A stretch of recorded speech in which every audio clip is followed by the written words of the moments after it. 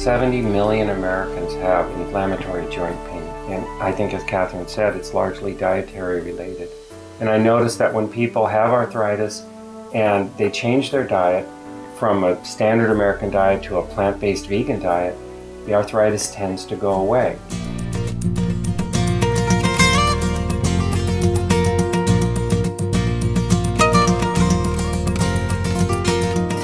Greetings, vibrant viewers, to another episode of Healthy Living.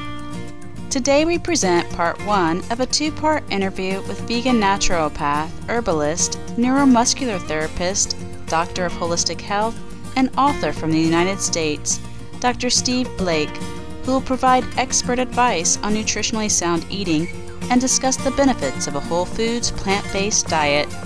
Dr. Blake devotes his life to teaching others about achieving optimal health through natural medicine and proper diet. For 7 years, he served as director of the Maui Holistic Health Center, and recently he and his wife, Reverend Catherine Blake, who has an extensive background in herbal medicine, established the College of World Health in Hawaii, USA.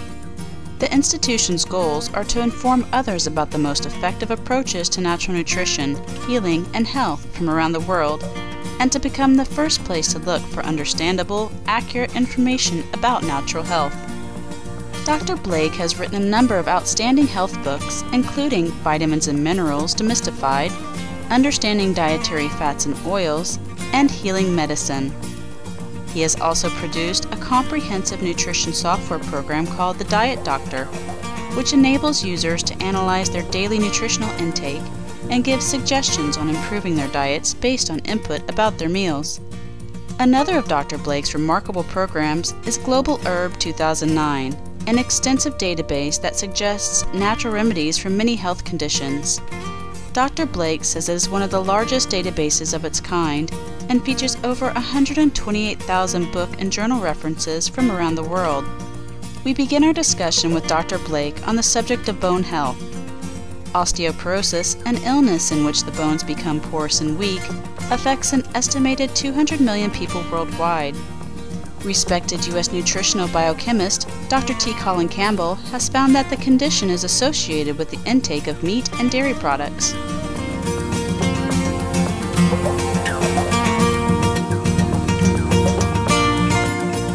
Well, there is no doubt that dairy products have a lot of calcium in them. They're very, very calcium rich. However, it's interesting that countries with the highest consumption of dairy products also have the highest incidence of osteoporosis. Too much protein and too much salt increase your needs for calcium or deplete your bones if you're not getting enough. Most Americans on an American diet will eat 100 grams too much protein each day, and this is almost inevitable. If you eat a diet with animal products, you're going to be getting too much protein. Perhaps 200 or 300 milligrams are depleted by that 100 grams of extra protein that Americans are eating. Excess sodium also very much depletes calcium in the bones. Salt, excess sodium, comes usually from processed foods, packaged foods that have sodium added in one form or another. And these packaged foods account for about 80% of the sodium that Americans eat. So if you don't eat the packaged foods, you probably won't be getting excesses of sodium. So these are two factors that are also important.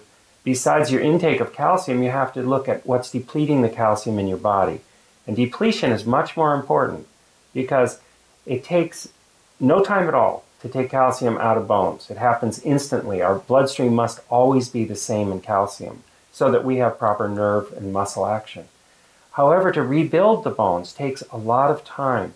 So for instance, if a person were to eat a lot of bacon, they could deplete their bones, and then it could take months for them to resupply their bones with the calcium. And I think that the depletion over time is much more important part of osteoporosis than just keeping the calcium up. And calcium doesn't work alone. Magnesium is important. Keeping a high vegetable and fruit content of the diet increases potassium and lowers your loss of calcium through excess protein. Also, vitamin K is very important. It's important, if you're vegan, to eat plenty of green leafy vegetables. Beans are a wonderful source of minerals and nutrients. They have wonderful fats, wonderful protein, and wonderful carbohydrates, and lots of calcium. Especially, for instance, tofu is set with calcium and is a very rich source of calcium. And nuts and seeds provide a lot of calcium too.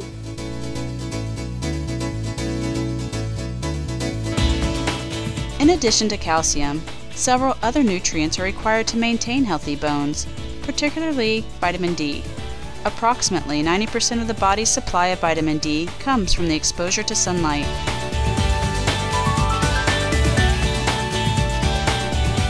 Phosphorus and calcium are both needed to make bones.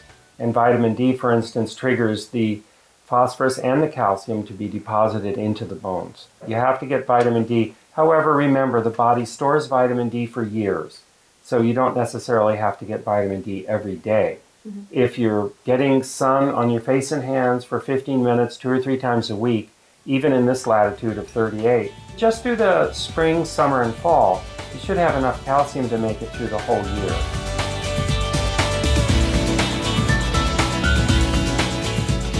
After these brief messages, we'll return with more from our informative interview with Dr. Steve Blake of the College of World Health.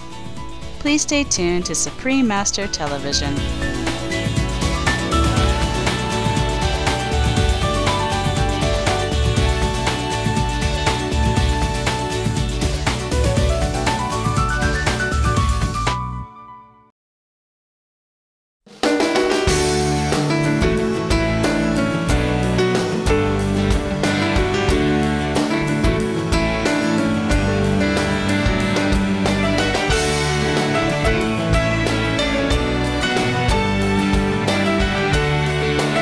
Welcome back to Healthy Living on Supreme Master Television. Our program today features an interview with Dr. Steve Blake, a naturopath and doctor of holistic health from the United States. Fatty acids are necessary for maintaining excellent health. Omega-3 long-chain fatty acids with docosahexaenoic acid, or DHA, and eicosapentaenoic acid, or EPA, are especially beneficial to adults in maintaining a healthy heart and to fetuses and young children in facilitating brain development.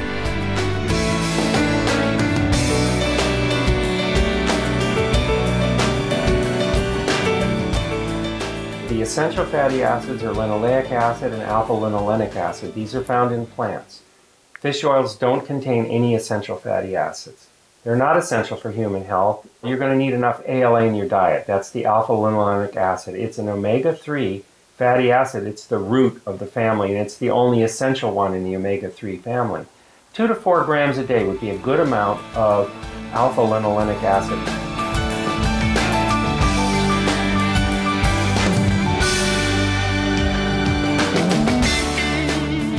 Research shows that omega-3 fatty acids are highly effective in controlling inflammation, which can cause arthritis, osteoarthritis, rheumatoid arthritis, and other autoimmune diseases. Dr. Blake says it's necessary to have a balance of omega-3 and omega-6, such as linoleic acid, in our systems because while omega-3 can help prevent inflammation, omega-6 fatty acids aggravate inflammation.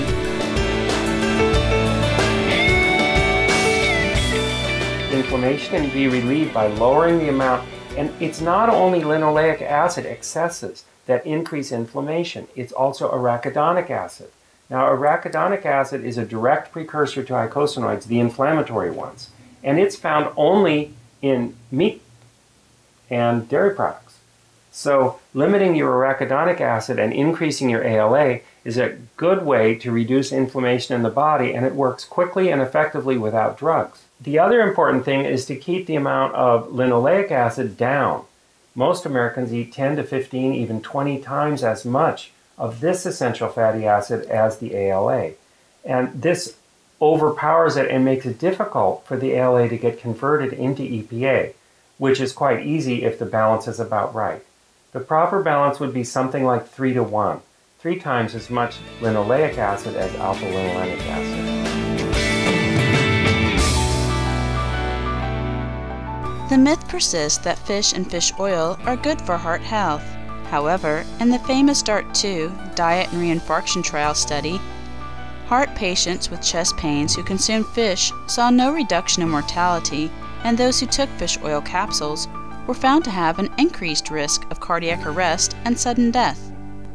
People with diabetes have trouble making their own EPA, and they may need to supplement with EPA directly and DHA as well. People who are smokers may have trouble making their own EPA and DHA, and they may need to supplement with EPA and DHA. For the rest of us, it's much healthier to make our own alpha-linolenic acid into EPA in our bodies. Taking EPA externally, whether it's in the form of fish or as fish oils, there are problems. And one of the problems is excess bleeding. If you get too much EPA, if you're taking it in the form of fish oils, then your tendencies to bleed increase. The other problem that's very important is that it lowers your immune response when you take EPA. So if you're eating fish or fish oils, the chance of there being contaminated with DDT or PCBs, polychlorinated biphenyls, mercury, and other environmental contaminants is quite great. It is also possible to get these made from algae, because after all, only algae makes EPA and DHA. Fish don't make it. They just eat it and concentrate it in their bodies. So you can get supplements made from algae that contain EPA and DHA in the same amounts that you might need. Finally, Dr. Blake has some tips on obtaining essential omega-3 fatty acids from plant-based sources. If you take whole flax seeds and you grind them up, for instance, in a coffee grinder or a blender, you can then add a tablespoon of that to a meal after it's been cooked. And this will be a wonderful supplement of ALA that will greatly enhance your ability to make EPA in your body and DHA also. Walnuts are one of the very few nuts or seeds that have a large amount of alpha-linolenic acid. There's also chia seeds and perilla seeds are good sources, and there's a new oil out called echium oil that has stearidonic acid, and stearidonic acid has the ability to be converted into EPA easier than alpha-linolenic acid.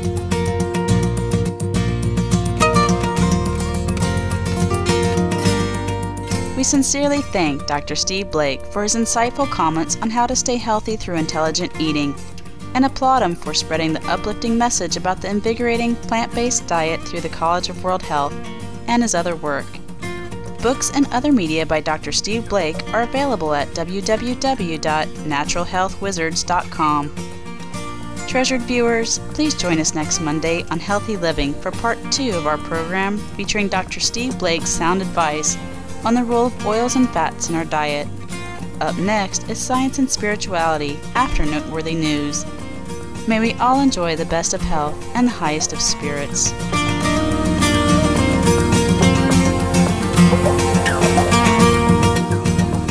For more details, please see www.suprememastertv.com/HL.